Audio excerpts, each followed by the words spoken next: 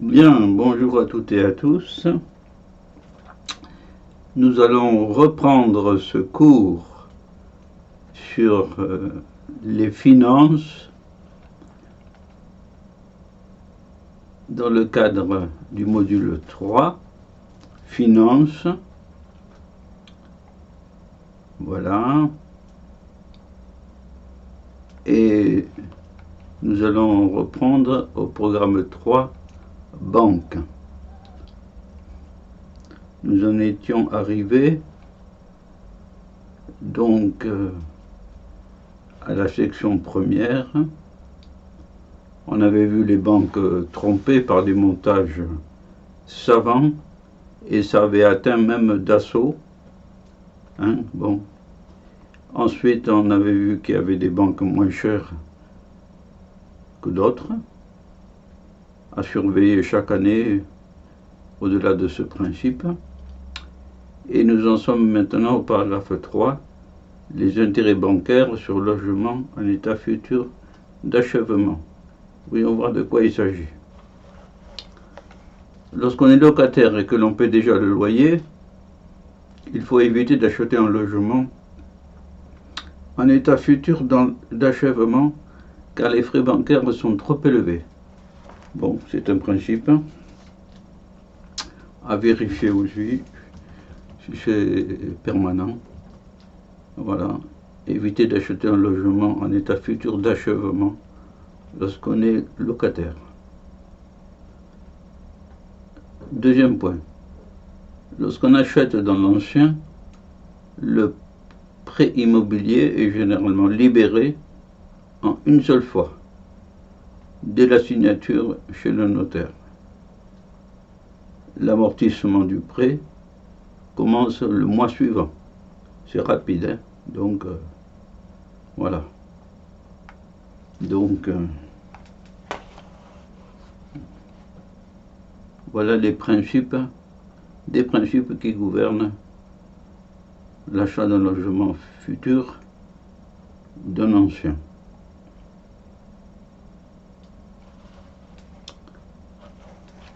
Alors, troisième point, futur. Pour un logement en vente, en état futur d'achèvement, que l'on vient de voir, abrégé VFA, le prêt, lui, est débloqué suivant un échéancier précis qui a un coût pour la banque, laquelle le répercute sur l'emprunteur par les intérêts dits intercalaires. Encore du vocabulaire spécialisé. Des intérêts intercalaires. Ces intérêts ne servent pas à rembourser le capital. Voilà le grand principe. Ils peuvent aller jusqu'à 700 € chaque mois. Et c'est un piège. C'est un piège. On pense généralement que des intérêts intercalaires, des intérêts quoi comme ça doit être modéré. Mais ils peuvent être élevés. Donc ça peut être un véritable piège. Voilà des constructions en état futur d'achèvement. Des fois, ça peut durer longtemps. Paragraphe 4. Les cadres des banques préfèrent travailler dans des entreprises financières où ils sont mieux payés. On distingue les banques des entreprises financières, c'est-à-dire par exemple une gérante de patrimoine ou d'actifs. Voilà. Entreprise financière, c'est ça. Gestion de patrimoine ou d'actifs d'entreprise. La finance est un monde qui s'auto-possède. Oui, les banques sont souvent actionnaires d'autres banques. Ah oui, c'est dans ce sens-là. Oui, bon, les banques peuvent être actionnaires d'autres banques. Oui.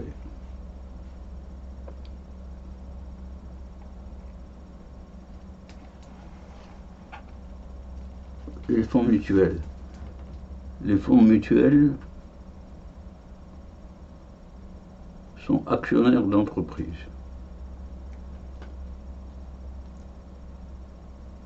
Alors voici de la documentation pour ceux qui voudraient savoir. Sur Amazon notamment, on trouvera toute la documentation sur les fonds mutuels. Lorsqu'ils participent aux assemblées générales des entreprises, leur comportement varie suivant que l'entreprise est financière ou non. Pour le premier cas, financier, ils sont très compréhensifs envers la direction. Pour le second, ils sont plus sévères. Autrement dit, c'est des fonds à visée financière. Ces fonds mutuels. Ça n'a de mutuel peut-être que le nom. Les entreprises financières maintenant. Depuis la crise de 2007-2008, les banques ont réduit leur activité. Les cadres bancaires sont recrutés par les entreprises financières.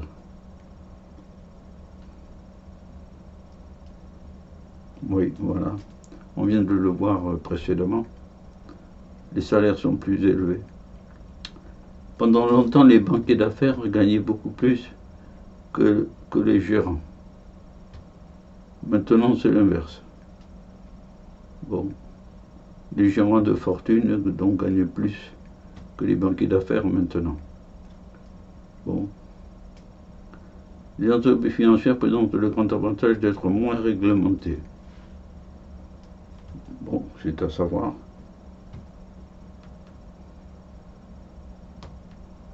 Il n'est pas besoin de publier la rémunération des employés clés.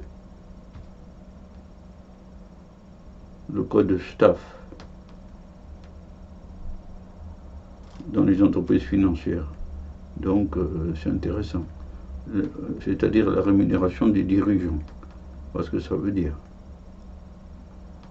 Il n'y a pas de plafonnement des bonus imposés par Bruxelles et les bonus peuvent couler à flot. Donc les entreprises financières de ce côté-là, elles sont bien servies. Oui.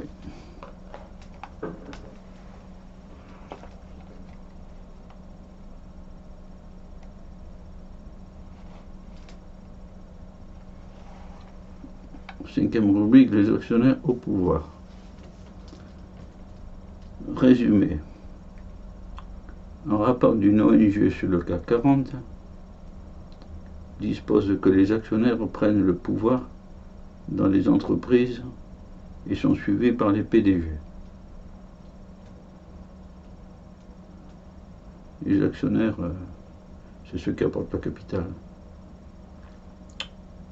L'ONG Oxfam et le Bureau d'analyse sociétale pour une information citoyenne en 2018 ont publié un rapport sur les profits du CAC 40. À voir si depuis 2018 ils en ont publié de nouveau. Voilà. Sur les profits du CAC 40. Les actionnaires donc au pouvoir dans les entreprises. Rubrique maintenant c'est les actionnaires gagnent et l'entreprise perd. Les actionnaires d'un groupe suisse ont gagné le double que l'an précédent. C'est Lafargue Holcim. 2 fois plus d'argent que l'an dernier. C'était en 2017. Ça. Donc il y a eu des profits importants. Ils ont puisé dans les réserves.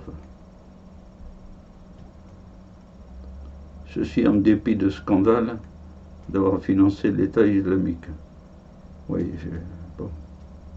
Ah, quand même, ils sont allés fort.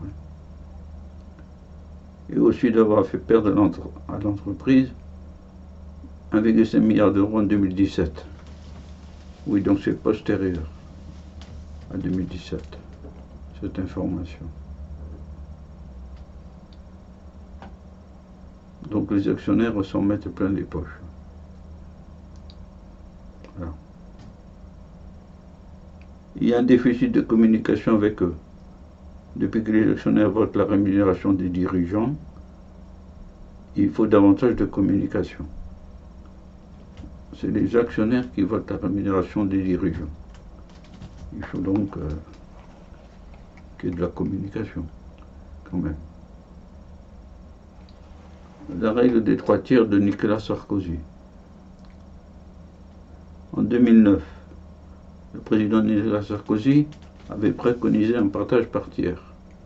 On en est loin. La pratique est d'un minimum des 2/3. C'est une règle générale que les actionnaires du CAC 40 perçoivent les 2/3 du bénéfice. Certains groupes comme Lagardère leur versent parfois plus que les 100% de bénéfices aux actionnaires. Eh bien, ils sont servis. Les salariés peuvent avoir dit de l'intéressement 5%. Ceci alors que les actionnaires demandent aux salariés de supporter les risques d'entreprise. Ouais. Et pour l'investissement de l'entreprise, il reste 27% en moyenne.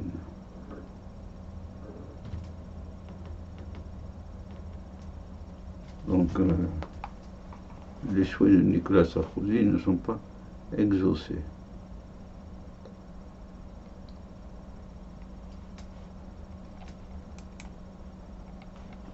Maintenant, les PDG.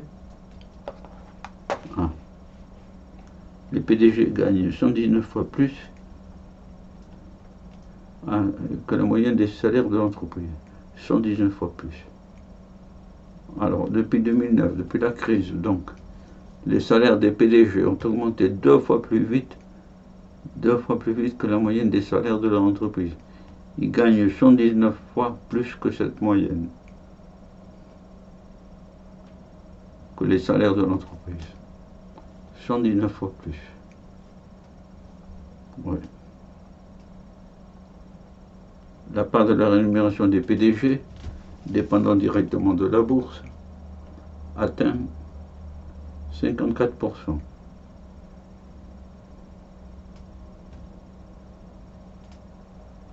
Leurs intérêts sont ceux des actionnaires.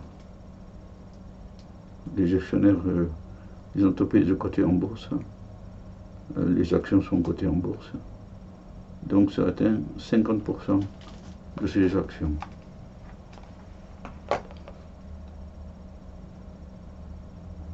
« 119 fois plus. » Conclusion de Patrick Artus, spécialiste français en économie internationale et en politique monétaire. Quand le loyer de l'argent est à 2%, que les actionnaires trouvent normal d'encaisser un rendement de 13 à 15%, ils écrasent tout autre intérêt social ou environnemental. Ça, c'est encadré.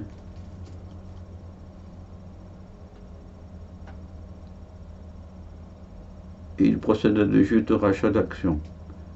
Apple a racheté ses actions pour 88 milliards d'euros.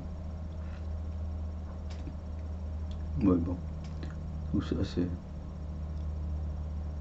Et ces inégalités, donc, source Fondation Jean Jaurès, le système fiscal et l'école sont perçus comme inégalitaires par la Fondation Jean Jaurès. L'association fondée en 2011, les économistes altérés, est inaudible. Bon. En tout cas, voilà, l'information principale là, c'est un rendement de 13 à 15%. Ils écrasent tout autre intérêt social et environnemental. Patrick Artus. Une petite page sur Patrick Artus avant de clore cette vidéo. Voici des livres. Euro par ici la sortie. Et si les salariés se révoltaient, comment éviter le chaos?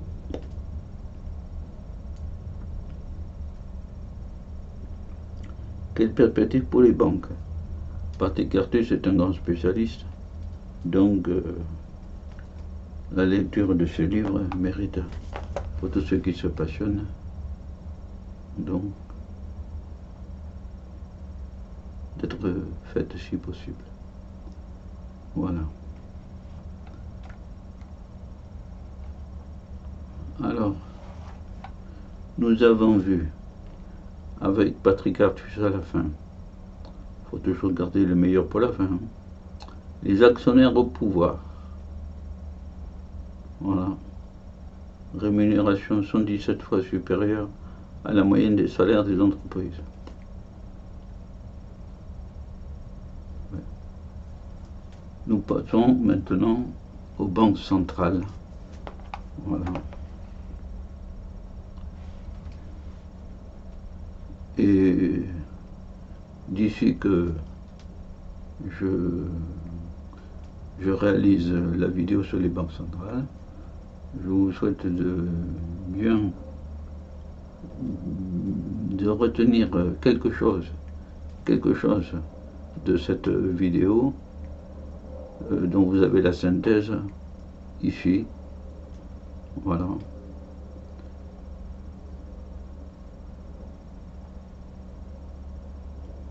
Oui, tout ça c'est le grand capitalisme, le CAC 40. Voilà. Eh bien, je vous dis au revoir et faites pour votre profit, si possible, de toutes ces informations. Et Patrick Artus mérite intérêt. Voilà. Au revoir à toutes et à tous. Au revoir.